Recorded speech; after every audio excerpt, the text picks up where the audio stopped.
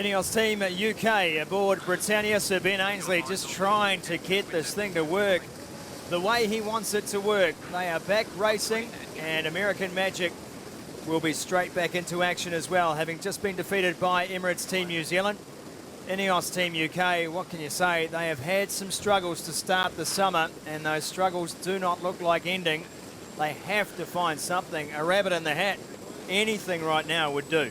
Phil Robertson and Peter Lester joining me, Scotty Stevenson, with the call of this one. 3-minute warning now coming up.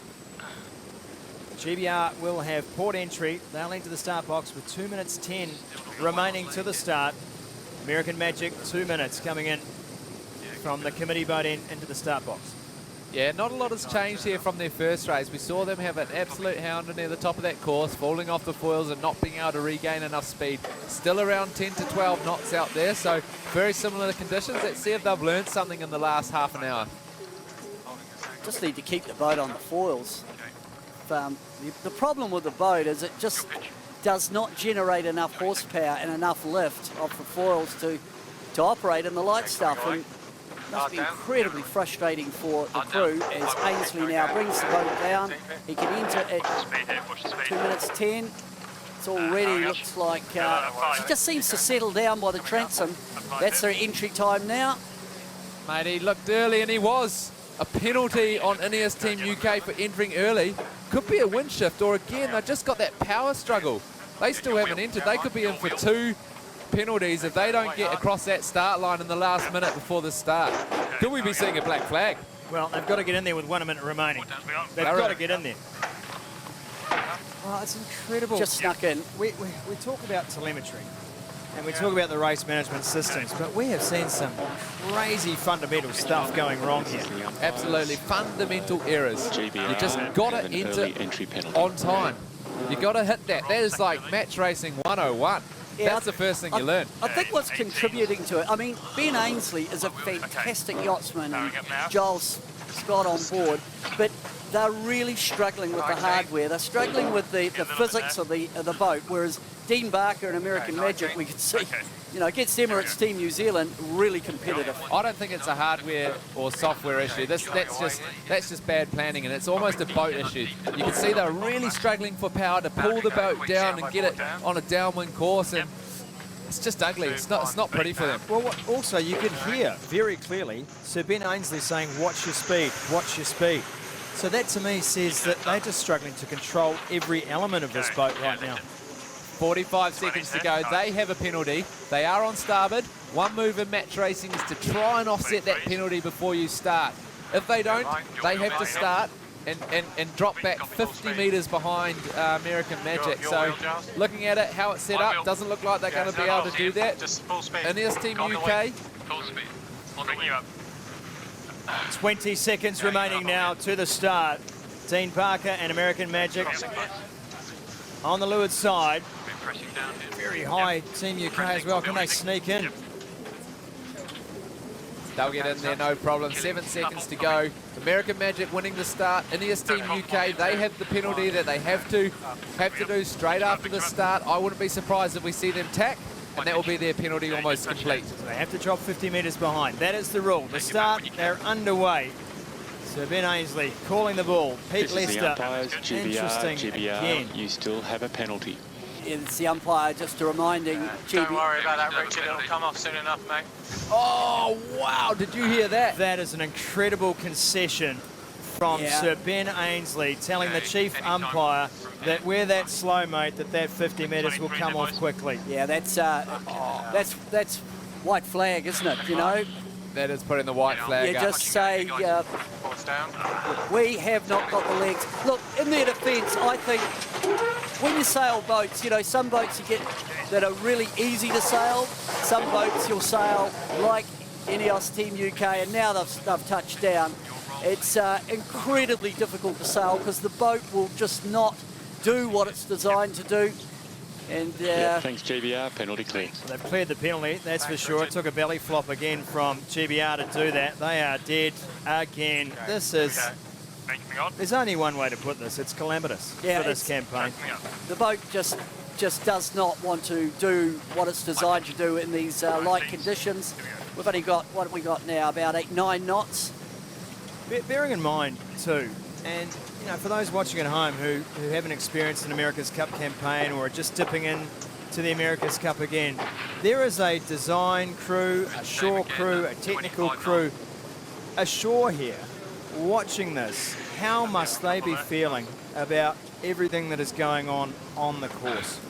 You've got to separate the feelings. You've got to take them out of it. You know, you've got to look at it and be constructive and say, right, we've got a boat that's obviously slow. Obviously that hurts. It's not what we designed it to be. We don't want to be back being 300 metres behind off start lines. So they're just going to be thinking, what can we do? What can we do next? What can we do better? How can we refine this package that we've got? They've got a boat. They've got to learn how to make that thing go fast. They can't change too much, so back to the drawing board. Attacking again on NES Team UK, American Magic sailing by the lead out to 340 metres. For me, it's what they do next in terms of next week, because there's so many bits that are obviously not working on the GBR boat. There'll need to be a priority list. It'll be interesting to see how they come out of the shed just early in the new year, but what the package is here, it certainly is not working for them.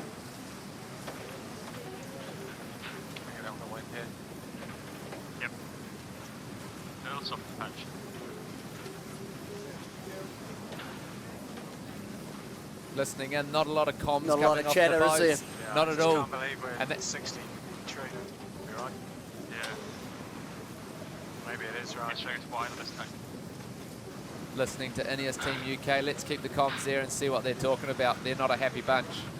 Photos of American Magic, your images on the screen, but the communication is coming off the other boat, NES Team UK.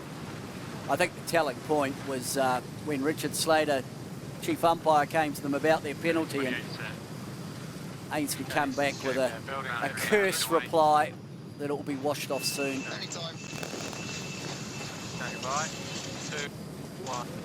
Both boats heading to the boundary. That's American Magic. Now they'll tack towards the mark.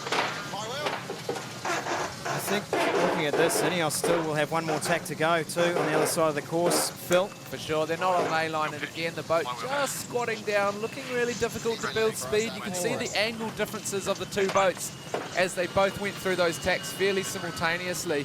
I just want you to explain that to us, Phil, because you can see the lines there across the course, and what you mean by angle is their angle out of the tack. Yeah, so effectively you want to be pointing as close to the wind as you can. So that's on these boats around about 40 degrees, okay? Now, NES Team UK, they're coming out of their tack and they're getting down to about 90 degrees to that wind just to build enough speed. So the breeze is aft of the boat, a little bit coming 90 degrees across the deck. That's your most powerful point. So they're having to turn the boat down that deep to build enough speed to get up and foil. Around gate one goes Dean Barker and American Magic. The clock is on. Sir Ben Ainsley now chasing, watching, hoping, praying. Sounds like a 60s song. Pretty noisy. That's one thing I know when I've been out on the water, and you can hear that harmonic coming off the foils. New Zealand boat, when you're out, there's really quiet, but American Magic, in terms of the cavitation or the harmonic coming off the foils, really noisy, and you can hear it humming away in the background. Ineos now coming in. Boat just does not look happy. Phil Robertson has talked in the coverage, and they're splashed down again. Phil Robertson, you've talked in the coverage all the time about the pitch of the boat and the flight and the balance, and you could see there under the hull how the British boat bounces all the way through those manoeuvres. There is just no stability. Yeah, they're very, very hard boats to sail these. You can see the platform just going up and down a lot, and there's so many variables coming that are affecting that ride height. It's not just your foil trim and the guy flying the boat. It's what's happening with the mainsail, what's happening with the jib, what's happening with the rudder. That's all affecting the whole package and how this boat is flying through the air. Bad waves coming here in Ineos just looks like when it start to get depowered, it just sinks by the transom. Grinding with a rag in your mouth, that's an interesting sign. Obviously biting his tongue a bit too much. Full green boundary. I think we get past. Go past green. Up a touch here. Yep. Yeah. Just past. Boy, the talk on the boat's very mechanical, isn't it? You're not hearing a lot of, which is understandable, to be honest, given what's gone on today. And it's kind of disappointing for the team because first day was a bit of a disaster for them. Yesterday they showed a little bit of help, a little bit of promise. Even though they got beaten, today has been an absolute disaster for the team, and we're not even at the minimum wind speed. So if we were down at 7 knots, it would even be worse. Yeah, 10, 11 knots. That's quite a bit of breeze for these boats, and everyone should be pretty happy sailing around the course comfortably on the foils and the stuff. Not a pretty sign, but man, I feel for these guys. Yeah, you have to, but it's a lot of money to spend to get it so wrong. It really is, but we'll focus on the positives here, and that's at the moment Dean Barker is sailing well. He is in the lead, and Dean Barker, I think, is going to become one of the great storylines of this America's Cup campaign. We know at the moment that Ineos Team UK is off the pace. They don't have long to fix it. It seems, from an outsider looking in, that that's almost an impossibility for them now. But one thing that is not impossible is the mark that Dean Barker can leave on this event. Dean Barker, Jimmy Spittle, Pete Furling, and those are going to be the three helmsmen I think we spend most of our time talking about.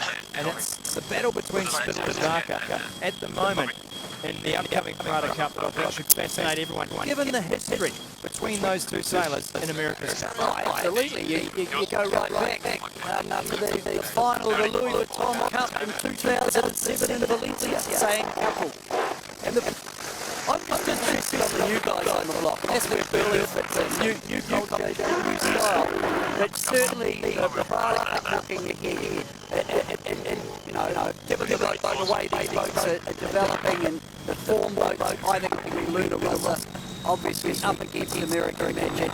And it puts two of the absolute best out against each other. And that's January, February, and the winner will go up against New Zealand. One thing that we do know about this race story that around New Zealand yesterday in race racing, that you can have a moment of absolute devastation on board these boats. You rip a cantum, you break the boat. Something having your mark, you broke both boats. There are not a lot of spare parts when it comes to these. They're one of a kind boats. Yeah, these boats obviously the most high-grade racing teams out there in the world, especially when it comes to sports. But they'll also held together by a string of times, These things that have a lifespan of one American Cup game. So they come to that match race right at the end. There's very little that is holding these things together, and sometimes things go wrong. So the main light as they can be, but as strong as they can be. There's always something that goes drastically wrong. And positive news, just check out yourself. UK, really good shape. What's going on when that plays? Now they go through it's going to be a question. They maintain the BB. It's actually look better than them. The rest of the race.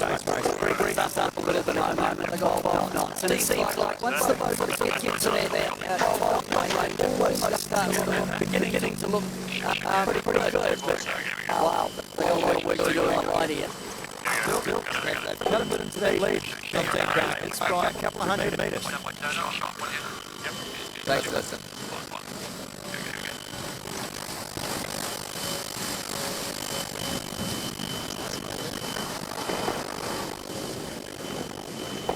That was Giles Scott doing the turn up there. Ben Ainsley opting to stay down to leeward. Didn't have enough time across the boat before they turned around that mark. Giles Scott now running down to leeward to get back on that rudder trim. Patriot leading. Okay, setting up attack, guys. Rita. That's the name of the GBR boat. Up the second windward beat. Patriot took 15 seconds advantage on that downwind leg. They're now out to 1 minute and 15 seconds. Was a minute at the top mark for the first time. What I'm noticing is not a lot of movement from the grinders there in that shot. They're all down on their knees, staying as low as they can. They're not putting out massive watts right now. So the boat's obviously pretty happy, foiling nicely. It's not needing a lot of power. That just means they've got that thing dialed in. There's a shot too, and it's a good shot, and I think you like the shot film particularly. Looking at that mainsail from behind, how it moves hydraulically, across the back of the boat and where the cambers are and what it's doing at any one point in time aboard this boat. Yeah, and seeing how much the platform is turning as well to keep that thing stable and that roll moment of the boat steady and flat, if not slightly to windward. A lot of things going on to keep that thing fast and foiling. Barker crosses with the bungee's assistance. Yeah, boat's noisy for my mind, and that noise I don't think is a good thing in terms of the harmonics. I've spoken about it a couple of times, but when we went to that tack, there's a lot of noise coming off the foils of the American boat. Looking down at Ineos Team UK now, and well, it's been some good sailing without mishap over the last leg. Still 800 odd metres behind as we look at the grinding crew go through their work. Interesting setup for their grinders as well, Phil, that you've noticed over the last couple of days. Yeah, standing sideways. One less grinder than the other teams as well. They've opted for 7 instead of 8, and again, that's just how power hungry these boats are. Far less than those sort of AC50s of the last America's Cup. Doesn't look like it there though. Now the power goes on for Ineos Team UK as they get through that manoeuvre. You can just see how much boat speed is lost every time these boats go through attack. Talking about the grinding, you can see they're all grinding outboards, all grinding forwards. Of course, on all the other boats, the grinding is, there's one person grinding forward on the pedestal and on the other side grinding in reverse. So I guess the idea here is, in terms of the biomechanics, is grinding forward. This is the umpires. USA boundary penalty, USA boundary penalty. Penalty on USA. Wow. A penalty on USA for crossing the boundary. Yeah, a little bit sloppy there. Lapse in concentration, I would say. Penalty clear, penalty clear. Well, they've cleared their penalty now, American Magic. Well, that's just interesting. Under no pressure at all. Well, that's Phil's touched on it. That's an unforced error, and really it's procedural. The guys on the boat who's responsible for boundaries, and whether that's being done by off a screen or in another form, really that is an unforced error by American Magic. It's only just, and that's on our graphic, by the way. That's not on how the data is coming off the water. So while it looks like they were just inside, they obviously crossed from a GPS point of view. So the call made by the umpires, of course, are operating from a booth, very similar to what we are. Richard Slater is the head umpire, who's the guy with the hat on. And they are responsible for making the call. It's interesting because the boats now are so quick. Listening into the umpires now. Wait one, we'll just go back and have a quick look.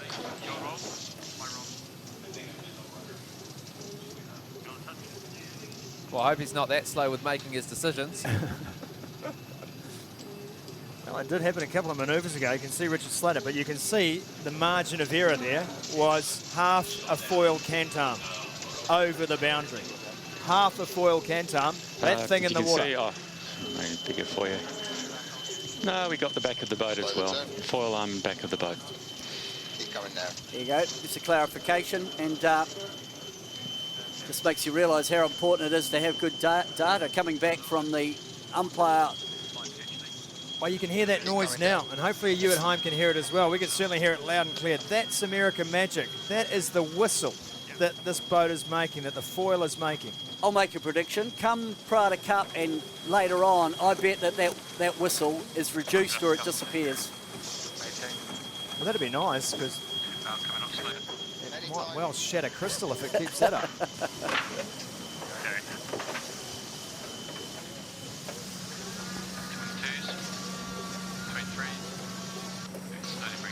Well, for our TVNZ viewers, and we're grateful for your company tonight. Of course, One News will be coming up at 6 p.m. So for those who want to stay with the live racing, you can switch to Duke, TVNZ Duke, where racing is currently being simulcast now, and the live racing will continue on Duke. For those who want their daily dose of One News, you will have that as per usual on TVNZ1.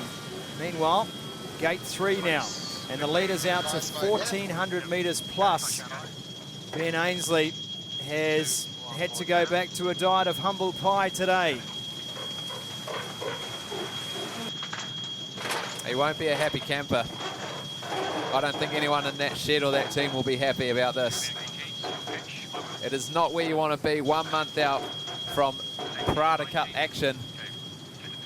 The penultimate leg now too, downwind for Dean Barker and American Magic. And Ineos Team UK finding themselves very much a long way away. There is no way they can hunt down Dean Barker now, unless, of course, and we'll mention it every race because it is a fact, unless disaster strikes this team, they are in full control, and with 1.5 legs remaining, odds on. Yeah, I mean, you look at the teams and we talk so much about the boats, but let's not forget the battle of the shore teams, because especially referring to Ineos Team UK, it'd be interesting to see how they react, because the designers and the engineers and then boat builders and mechanics have got to get in there and do something to that thing. You can't just sit on your hands. They've got 3 weeks to try and prioritise to come up with something, and it might only be to get them even and equal, and that's a pretty steep hill to climb for the Brits. Well, again, these guys are starting on just a different leg at the moment. This is still leg 3 for Ineos Team UK. Dean Barker is most of the way up the course. Again, not happy. They obviously underlaid that top mark again, and that is just because they're coming out of these tacks, they're getting slow, they're having to put the bow down so far away from the wind to build enough speed. Very clear images there. They're sailing straight across that gate instead of going up and through it, trying to build enough speed to get up foiling. And they're going very slow. Platform barely out of the water, squatting down now. They still don't have enough speed to pop that thing in the air and bear away and go downwind. Just a reminder too for viewers, we'll remind you once again, we will be going straight to One News on TVNZ1 at 6 p.m. You can switch over to TVNZ Duke, that is channel 13 on Freeview, or channel 23 with your Sky remote. So we are simulcasting on TVNZ Duke right now, and we will be crossing to Duke only at 6 p.m. as we prepare for One News. And Dean Barker in full control of this race aboard Patriot, American Magic. They've raced well today in parts, Dean Barker and American Magic, but for one mistake, it could have been a lot closer in their first and deciding race against Emirates Team New Zealand. Coming into gate 4, American Magic, very, very comfortable lead right now, 2,500 metres. That's almost the length of the leg. Rounding gate 4, heading back upwind to the top of the course again. Hopefully this one, no boundary penalties, will stay in the field of play, but you never know. These boys could be having a little chill now. Final leg, upwind finish again, called for by race director Ian Murray, Peter Lester, as we see Dean Barker and American Magic head back upwind for this final leg. What have you noticed about the way he has sailed today? You've seen so much of Dean Barker and how he sails the boat. Have you seen any telltale signs? Well, I think, you know, this race really has become a bit academic, but it's that style thing we talked about earlier, Scotty, that Barker is quite conservative in terms of his race management. And you look at Spittle is probably a bit more adventurous, and Burling sails like an Olympic sailor, because there is that discussion between being an open fleet sailor like Burling and Ainsley, in fact, with his record. Dean Barker there touching the boat down, which is pretty interesting. Go boys. Well, they're trying to power up again, Phil. Exactly what they did against Emirates Team New Zealand. They should not be happy about that, and that's a case of you're in the lead, you're 2,500 metres ahead. You can't back off. These boats don't handle a little throttle coming off the throttle a little bit. So you've got to keep focused, you've got to keep pushing, you've got to keep nailing these manoeuvres, because it's the pressure matches like the one before against Emirates Team New Zealand where you have to pull that tack off and you don't. Well, you've got to say, look at how that lead drops. Now, we realise that Ineos Team UK are coming downwind at the moment, so naturally they're going faster, but look at the distance lost on one mistake. But the point being, okay, in this race it won't matter, they will get the boat back on the foils, but if this was in the Prada Cup against Luna Rossa, and it was the final race of the Prada Cup. This could be a deal breaker. Let's go out to the water. Jesse Chook joining us from Happy Gilmore. Coming on. Yeah, this is dangerous times for American Magic because it has softened off. There's not a lot of wind out here at the moment. We know they've had their struggles getting the boat out up onto the foils. So it's not game over here. American Magic really struggling, and Ineos coming with speed downwind. Little more, Timon. Wow, this is amazing. Look at these images of American Magic dead in the water. So let me try and tell you what they're trying to achieve here.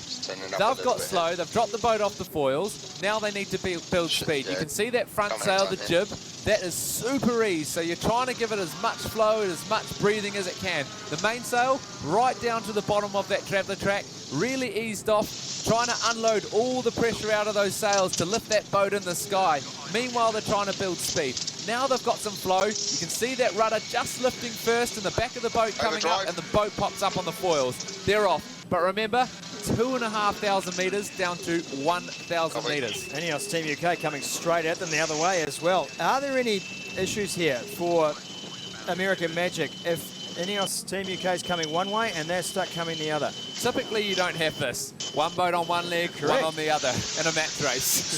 So is there precedent at all? Yeah, there is. So the right-of-way boat is the boat going upwind. So technically, or the boat on starboard if the other boat is on port. If they're both on the same jibe or tack as they were there, they're both on starboard. It's the boat that's going upwind that has the right-of-way. What's going through my mind is New York at the moment, or American Magic, New York Yacht Club, they touch down in 10 knots. So when you look at the longer game that's going to be played, and we will get a lot of light conditions over the summer, that could be an Achilles heel for them against Emirates Team New Zealand for sure, and maybe especially against Luna Rossa. On board Ineos, and while they have clawed back some of that lead, it was really Dean Barker who handed it back when once again he fell off the foils, and getting on the foils is the biggest concern here. Oh, it's been a tough day at the office. A real tough day. Well, it's been a tough 3 days, to be perfectly honest, for Sir Ben Ainsley. And again, they are just lost here right now. They cannot get Britannia to work. Going straight across the course, trying to build speed again. Almost going back upwind now, trying to find enough power to get this thing foiling again. We saw how painful it was for American Magic as well. They're not the only boat. Coming away, keeping it quick. Listening to the onboard conversation with Ineos Team UK as they come up to the mark, and as they do so, we'll farewell our viewers on TVNZ1. We'll see you on Duke. One, turning and 4 down. American Magic in full control, 1,600 metres in front of Sir Ben Ainsley and Ineos Team UK, who today have had the same issues they faced on day one. No control in that boat when they need it most, and this is going to be an obsessive thing for them over the next couple of days. Remember, they've got to line up tomorrow in the Christmas Cup. After that, it is a mere weeks to fix the issues before the first race of the Prada Cup. Well, it's pretty obvious that Ineos Team UK have got a massive problem, but I'd like to actually go back and talk about American Magic, because although they're looking really strong, and especially in the moderate conditions against both Emirates Team New Zealand and Luna Rossa, look really strong. In fact, I think they're right there with them. They've got a problem downrange as well, and it looked like it really come into play once the wind speed got to 9 knots. They started to fall off their foils. They need to rectify that, because we know Luna Rossa downrange still looks quite strong. So Luna Rossa and Emirates Team New Zealand have figured out how to foil and light here. I don't think this team have yet. That's very, very true, Pete. 10 seconds here. American Magic also struggling. So 6.5 knots is the bottom end of the wind range. That is what they have to be able to sail in. No team is doing that yet, but it is 10 knots. They do have the option of going to their code 0, which is going to give them a little more power in that lighter air. I just wonder if this is their decision. 10 knots is their crossover from going to the code 0 onto the jibs. Well, code 0, it's a bigger jib. It tacks, or the leading edge attacks on the end of that bowsprit. and then it sheets right back where the sail sheets next to the mast. It's full hoist, so it's got more sail area, a lot more square meters, but sail handling becomes really, really difficult, and of course you pick up a whole bunch more drag. Yeah, you do. It's the drag that really kills you. You're going to have more power to get the boat up and foiling, but then you're going to suffer. As soon as you're up and foiling, you want as little sail area as possible up. So that's the trade-off that they're trying to wrestle with in all their debriefs and discussions. What's the crossover? How low can we go in the wind range with the jib? And how high do we have to take that code 0? I think the code 0 discussion is about, not so much about the power, but about boat handling and about aerodynamic drag. And it's a trade-off. You can't have one without the other. It's going to be fascinating to see these teams as they develop ahead of the Prada Cup, the Challenger Series. Only one team can make it through to challenge Emirates Team New Zealand for the America's Cup. And Dean Barker, she's touched down again. It has, but it's right on the finish, and he won't mind that too much. Just another thing for him to ponder overnight. They make it 4 wins in this World Series, and they finish the day 1-1. A loss to Emirates Team New Zealand, a victory over the victoryless Ineos Team UK, and a long way for them still to go as they look to finish this race too.